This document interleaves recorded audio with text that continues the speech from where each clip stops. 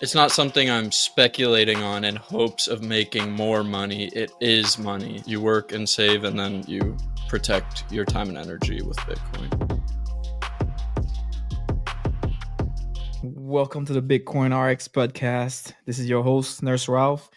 Today, I got with me Josh from Work Save Bitcoin. We're going to talk about Bitcoin and then we'll give you your weekly dose of orange pill so you don't die from fiat disease. Yo, how you Yeah. doing, Josh? Doing well. How are you? I'm pretty good, man. I'm pretty good, hanging in there. Yo, before we Yeah. start talking about Bitcoin, man, tell us a little bit about yourself and like what was life like before you started your Bitcoin journey? So yeah, I mean the first I'd say like pretty similar, like before and after discovering Bitcoin. I think I definitely, recognized that there were issues with the systems and how things work, but maybe didn't necessarily have the solutions. But I feel like since discovering Bitcoin, you kind of realize that there is this thing and there's this common good that Bitcoiners have, and this like hope and optimism in this thing that we think can fix at least some of the problems, not all the world's problems, but a Yeah. lot of the like inequality issues and the issues that stem from our money. Did you try to like go towards like a specific book to try to learn all of that, or what was it that like made you like jump into that like that little rabbit hole? Um, it's definitely just like a gradual process for me. Like I just had a friend who kind of introduced it to me and explained a little bit about how it works, and but I was still into like other cryptos at that time, so it's kind of just a gradual um process and learning little bits here and there. Oh yeah, no, I feel that. I feel that. Do you like what do you usually like do for to learn? Like, is it like do you watch podcasts? What's your go to like educate Um, yourself? yeah, I mean, I've read a few of the like big Bitcoin books. I think those are a good step. But I mean, yeah, for the most part, I think there's so much good content on YouTube and so many good podcasts, and especially just like listening to Michael Saylor and just like brilliant minds like that. I think there's a lot to learn in video form. Your YouTube account work uh save Bitcoin. What's the inspiration behind that? Yeah, I think I just wanted to be able to frame to people that Bitcoin is not this speculative investment that, people are trying to buy in hopes that it's going to go up massively in price, that it's a savings vehicle. It Yeah. protects your time and energy. Yeah. So you work and save, and then you protect your time and energy with Bitcoin. Oh So yeah, I that's feel kind of that. the idea. Yeah. Do you was Bitcoin like your first original um your first crypto buy, or was it something else? Um, I think it was the first, Yeah. but it should have been the last. I know. I think we all there. I've been there too. I think Yeah. I also like when I first started. I was into Solana, Shiba. I Yeah. mean, there are a bunch of other ones. I think everybody goes into those little, you know, other cryptos out of Mhm. curiosity, and then For sure. eventually I guess all roads leads to Bitcoin eventually. Yeah, We'll learn our lesson. Yeah. How definitely. do you go about like um educating your friends and family about that?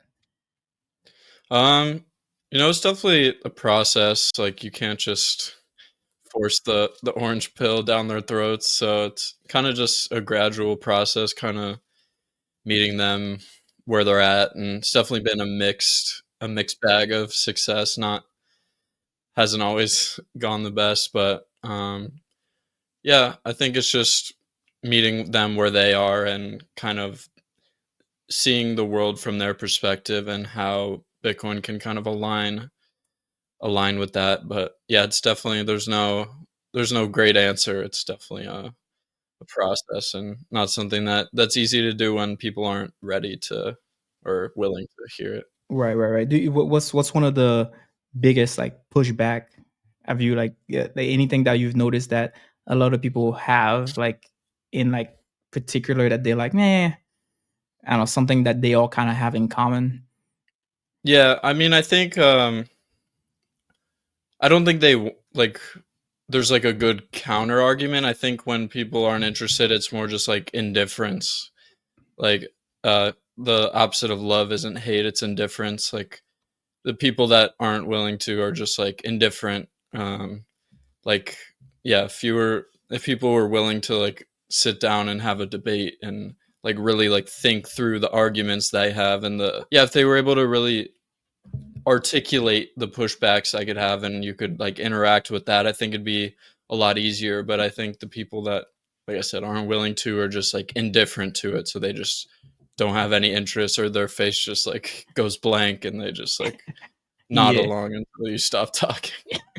They're like, okay, you're right. Enough is enough. Yeah. Yeah. How's the adoption where you actually where do you live currently? What city? Uh, I live in the United States, Columbus, Ohio. Okay, nice, Yeah. nice, nice. How's the adoption over there? Like, is it like something that you hear here and there, or is that like just you out of 1,000 people? Maybe we'll talk about it. Um, yeah, I mean, there's, like, a local Bitcoin meetup. I mean, Yeah, it's pretty small, yeah, so, but yeah, it's hard to say, I guess. yeah, I mean, most of the people in my daily life are not super into it. I mean, I've been able to get some of my family at least somewhat yeah, into it, but yeah, it's yeah. definitely a Yeah, mixed it bag. yeah, most of the family, like, do they, like, kinda understand, like, the basics, or is it just like, "Oh, I'll just put something in there and see where it goes and hope they make, some return," and then do you have anybody out there that, like, in your family that actually understands it as much as you do, or nah? Definitely not as much Yeah, as me. It's probably a combination of both. Like, they've understood maybe the basics from what I've said, and partially they trust me in general, so they, put some into it. But yeah, yeah, yeah, and, as far as, like, the saving part of it, like, what's usually your, like, go-to, like, punchline argument where you're like, "Hey, like, this is why Bitcoin is better than fiat as far as savings." yeah, I think my go-to is like asking the question, "What is money?" and then Yeah, basically laying out that Bitcoin is not it's not something I'm speculating on in hopes of making more money. It is money, and I'm adopting the sound money before 99.9% of people understand what it is. do Yeah. you have, like, any, like, stores out there that already accepts Bitcoin, or not really? Um, yeah, not that I know of, Yeah, really. yeah, I don't think I've seen anything yeah, oh, yeah, oh, over yeah, yeah, I here. know. It's kinda the same where I'm at, it's just kind of, eh, Yeah. not barely. I think we just need, like, more, like, regulatory clarity. I think, like, the biggest hurdle for adoption, in my opinion, is just the capital gains on short-term, like, purchases. Like, I Right, think that's just crazy. If you go buy a coffee with Bitcoin, you're paying capital gains on that when you're right. just it's money, it's not Yeah. a stock. That part makes no sense really. I'm like, "Man, come on, like, that's just I'm just exchanging some satoshis here, man." Like, what do you think about the Bitcoin strategic reserves? Like, do you think this is like it's that process going, like, a little too slow right now? Or do you think, like, this is perfect that we haven't heard, like, anything crazy yet, so that it gives, like, the little guys like us time to accumulate as much as we can? Yeah, I mean, we'll see. I think, hopefully we get, like, some legislation too that's more long term, because all this has been done with executive orders, so, those could be overturned if a different administration gets in there. But, Yeah. yeah, I mean, it'll be just interesting to see if they are able to accumulate more Bitcoin. Like, they mentioned that they would look into more budget neutral means of acquiring more Bitcoin. So we'll see what that means. I'm not too sure yet, but I think it could be big if they're able to accumulate a significant amount. Yeah. Do you think it's crazy that, like, how, we print money for, like, honestly stupid stuff, but, like, to collect, to buy the most valuable asset in the world right now, they're just like, nah, we'll just find cheaper way. I don't know. Is it just me, or do you think that's kind of like, not? I don't want to say dumb, but like it's like, bruh, y'all have the ability to get this right now for cheap. Yeah. I don't know. What do you think about that? Um, yeah, it's definitely I guess I just have no idea what they're doing behind the scenes, like, Yeah, maybe they've already started, and I think they had to do it in a budget neutral way, so I think if they use taxpayer money to fund it, I think people would people probably be complain. upset about Yeah, that, but if yeah, I they're know. able to, like, sell some gold maybe or Yeah, cut something else and yeah, do that but yeah. I guess the gold, hopefully they'll sell all the gold and buy some, but No, that's we'll fair. see. That's fair. Now, no, I know. To me, the point that I'm like, man, come on, like, it's like people don't complain about anything else that we throw money at, but like to buy Yeah. some Bitcoin that's gonna be beneficial, it's like, Yeah, oh, big deal, big deal. Okay, I was like, yeah. all right. Yeah, where do you see Bitcoin like in the next like 5 to 10 years? You think it's like something that's Um, gonna be like upwards of millions of dollars? Like, do you think like as far as adoption as well? I mean, I really like looking at the just Bitcoin's market cap in relation to other assets. So like Bitcoin's like close to $2 trillion market cap right now. Gold is sitting at about 14 to 18 trillion dollars. I can't remember the Right. figure, but I think Yeah. just looking at that, like more of less so like the price and more of how it's eating into other financial assets. Like I think we already know that it's superior to gold. It has all the superior monetary qualities, so there's no reason we shouldn't at least be at or higher than the market cap of gold as like a base bare minimum case. And then you have like a $3 trillion bond market as well, $300 trillion real estate market that Bitcoin can also eat into. So I think it's just a kind of a gradual, just eating into those other